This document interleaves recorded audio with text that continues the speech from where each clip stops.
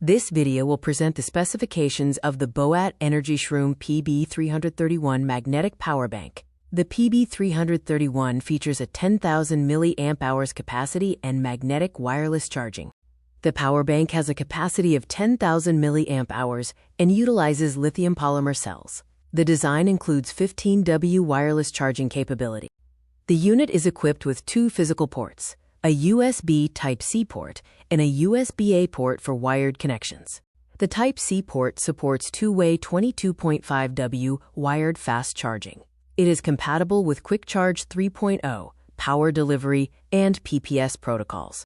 The surface provides 15 watts of wireless power. Magnetic rings ensure a secure connection, which helps reduce energy loss through proper alignment. Wired charging offers 22.5 watts for high efficiency. Wireless charging offers 15 watts, focusing on convenience with the magnetic surface.